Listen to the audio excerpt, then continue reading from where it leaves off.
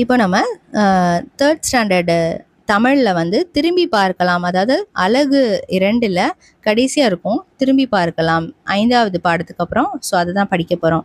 படம் பார்த்து நண்பரிடம் கதையை சொல்லுங்கள். இங்கே ஒரு படம் இருக்குது. ஸோ அதை பார்த்து நண்பர்கிட்ட நம்ம கதை சொல்லணும். ஸோ ஒரு அக்கா தங்கை வந்து கடைக்கு போகிறாங்க அம்மா கூட. அங்கே ஒரு யானை பொம்மையை வாங்கிட்டு வராங்க. சரியா? அவங்க 2 பேருமே எனக்கு தான் அந்த யானை பொம்மைன்னு சண்டை போடுறாங்க. யானை பொம்மை கீழே விழுந்து உடைந்தது.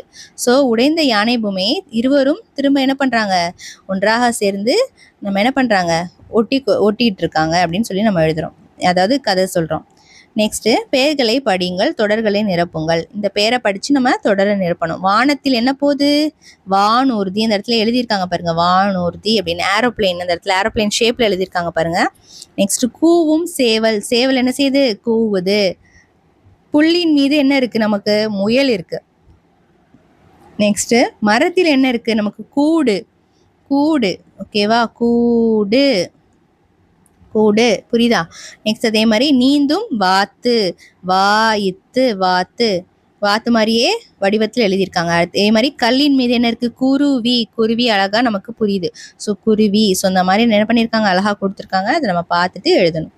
நெக்ஸ்ட்டு இந்த இடத்துல பாருங்கள், உணவு பெயரை கண்டுபிடித்து எழுதுங்கள். பிடித்த உணவை எழுதுங்கள். உங்களுக்கு பிடிச்ச உணவை இந்த இடத்துல எழுதுங்கள்னு சொல்கிறாங்க. பொடி, செங்கல். அப்போ இந்த இடத்துல பொங்கல்னு எழுதியிருக்காங்க. ஓகேவா? இந்த போவை இந்த இடத்துல வச்சு எழுதியிருக்காங்க பொங்கல்னு.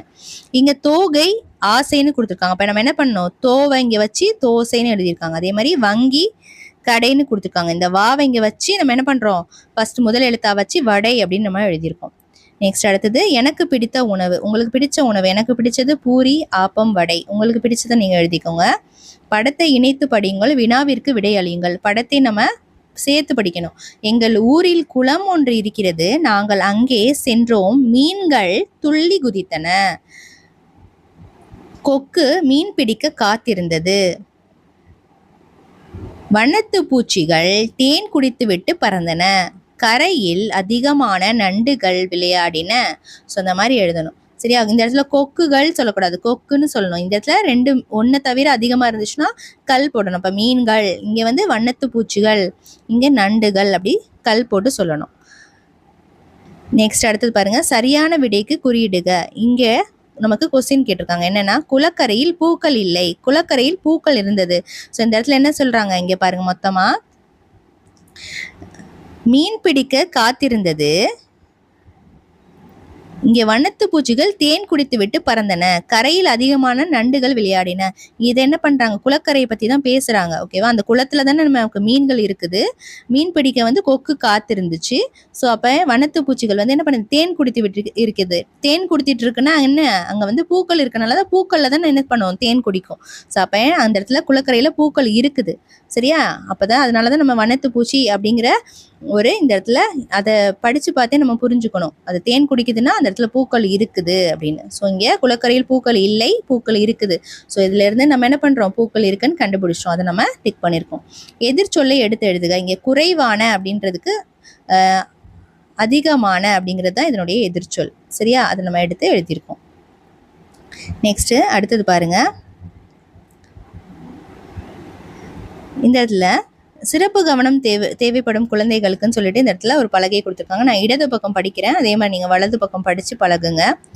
நீ, பி, கி, தி, இ, நீ, சி, லி, ரி, லி, வி, நீ, மீ, டி, ரி, ரி, நீ, நீ. நெக்ஸ்ட் விழி, சிப்பி, நிமிடம், நிலக்கரி, கிளி, மயில், மின்மினி, ஒளிப்பான், தமிழ், நன்றி, வானவில், மிதிவண்டி, அரிசி, கணினி, பின்னல், தின்றாள், கிளி, அழகிய கிளி, மரத்தில் அழகிய கிளி, மின்மினி, மின்னிய மின்மினி, இரவில் மின்னிய மின்மினி, மின்னிய மின்னல், சிறிய சிலந்தி, நிழலில் நில், கிணற்றில் கிண்ணம், அணில் கடித்த பப்பாளி, மதி மிதிவண்டி ஓட்டினான், தம்பி மிட்டாய் தின்றான், வானில் அழகிய வானவில். ஸோ இதே மாதிரி நீங்கள் வலது பக்கம் படித்து பழகுங்கள். நெக்ஸ்ட் அடுத்தது நானே செய்வேன். கேட்டு விடை கூறுக. இந்த இடத்துல நம்ம கேட்டுட்டு அதுக்கு பதில் சொல்லணும். இப்போ இங்கே பார்க்கலாம்.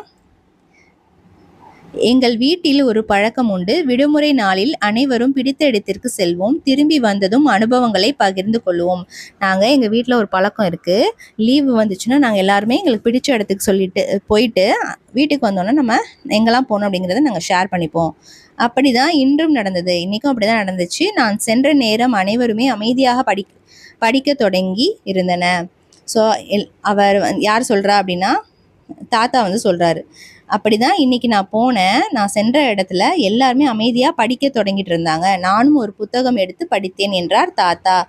ஓகேவா? ஸோ அப்போ அவர் எந்த இடத்துக்கு போயிருப்பார்? இந்த இடத்தம் போய் இப்போ எல்லாருமே படிக்கிறாங்க அமைதியான நூலகத்துக்கு தான் போயிருக்காரு. ஸோ அதை தான் நமக்கு சொல்லாமல் நம்மளை புரிய வைக்கிறாங்க. ஸோ நம்மளே புரிஞ்சுக்கணும், பார்த்து அந்த இடம் நூலகம் அப்படின்னு. அம்மா தன் தோழி வீட்டில் அனைவரும் நலமாக இருக்கிறார்கள், நமது நலம் பற்றியும் கேட்டார்கள் என்று தெரிவித்தார். அம்மா என்ன சொல்கிறாங்க? என்னுடைய தோழி வீட்டில் எல்லாருமே நலமாக இருக்காங்கன்னா நல்லா இருக்காங்க, நம்மளும் நலமாக இருக்காங்களா அப்படின்னு சொல்லிட்டு கேட்டாங்க. எல்லாரும் எப்படி இருக்காங்க வீட்டில் அப்படின்னு.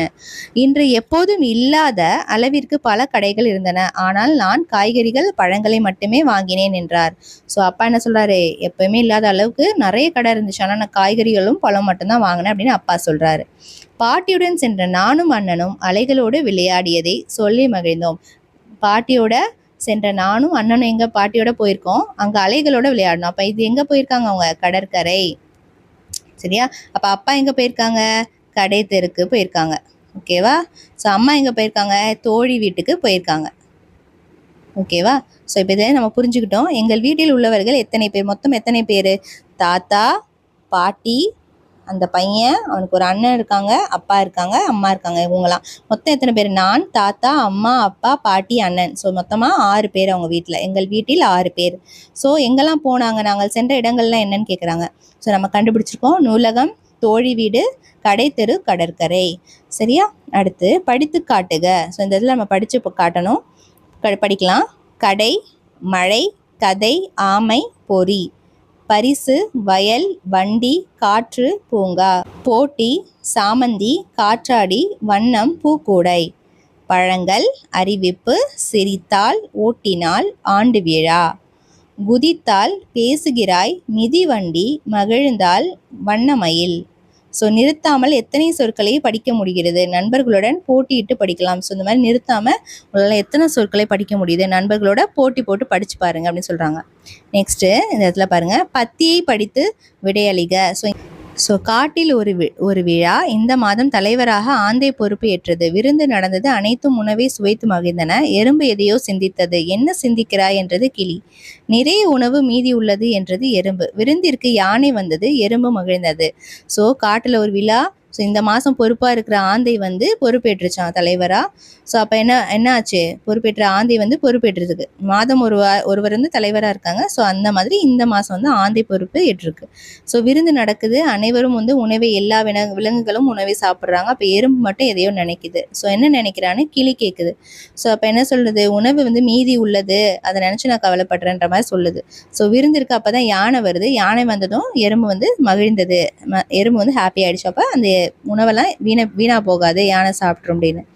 இந்த பேராகிராஃபில் உள்ள பறவைகளின் பெயர்களை எழுதுகன்னு. ஸோ இந்த பேராகிராஃபில் என்னென்ன பறவைகள் இருக்குது? ஆந்தை அப்படிங்கிறது ஒரு பறவை. ஸோ கிளி அப்படிங்கிறது ஒரு பறவை. நெக்ஸ்ட் அடுத்தது உணவு வீணாகும் என கவலைப்பட்டது எது? எறும்பு தானே கவலைப்பட்டது. நெக்ஸ்ட் விருந்தில் இறுதியாக எது சாப்பிட்ருக்கோம்? யானை தானே கடைசியாக வந்துச்சு. அப்போ யானை தான் சாப்பிட்ருக்கோம். சரியான விடையை தேர்ந்தெடுக. இந்த காட்டில் ஒருவரே தலைவராக இருப்பார். மாதம் ஒருவர் தலைவராக இருப்பார். தலைவர் என்றும் யாரும் இல்லை. ஸோ தலைவர் என்றும் யாரும் இல்லைன்னா இல்லை, தலைவர் இருக்காங்க. ஒரே ஆள் தலைவர் கிடையாது. மாதம் ஒரு ஆள் தலைவர். அது மாதிரி தானே மாதம் ஒரு முறை ஆந்தை தலைவராக இருந்திருக்கு இந்த மாதத்துக்கு.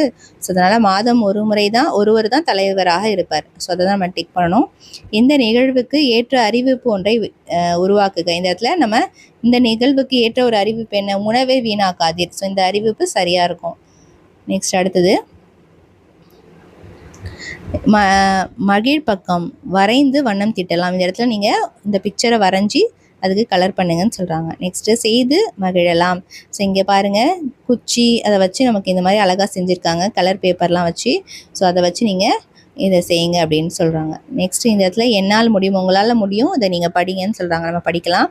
எறும்பு மகிழ்ந்தது, புல் மேய்கிறது, தேன் குடித்தது, மழையில் நனைந்தோம், நண்பர்களோடு விளையாடுவேன், தோட்டத்திற்கு செல்வேன், கோழி ஓடி வரும், குப்பைகள் விழுந்தன, கடைக்கு செல்கிறேன், அறிவிப்புகளை படிப்பேன், குருவி குஞ்சுகள் மகிழ்ந்தன, காற்று வேகமாக வீசியது, படம் வரைய பிடிக்கும், கதையாக கூறுவாள், கண்டுபிடித்து விட்டேன், சிறப்பாக வரைவேன், கண்ணாம்பூச்சி விளையாடினர், புல் தரையில் நடக்காதீர், குருவி பஞ்சு மெத்தை செய்தது, மீனு அங்கு வந்தால், கிளி பழம் தின்கிறது, நிறுத்தாமல் எத்தனை சொற்களை படிக்க முடிகிறது, நண்பர்களுடன் போட்டியிட்டு படிக்கலாம். ஸோ நண்பர்களோட போட்டி போட்டு நீங்கள் படிங்கன்னு சொல்கிறாங்க. ஸோ அதே மாதிரி இங்கே தமிழ் எழுத்துக்கள் கொடுத்துருக்காங்க, இதையும் படித்து பாருங்கள். ஸோ அவ்வளோதான், நம்ம முதல் பருவம் முடிச்சிட்டோம். ஸோ இந்த வீடியோ உங்களுக்கு கண்டிப்பாக பயனுள்ளதாக இருக்கும்னு நினைக்கிறேன். பயனுள்ளதாக இருந்துச்சு அப்படின்னா கண்டிப்பாக லைக் பண்ணிவிட்டு உங்கள் ஃப்ரெண்ட்ஸ் கூட ஷேர் பண்ணுங்கள். மறக்காமல் சேனலை சப்ஸ்கிரைப் பண்ணுங்கள். தேங்க்ஸ் ஃபார் வாட்சிங்.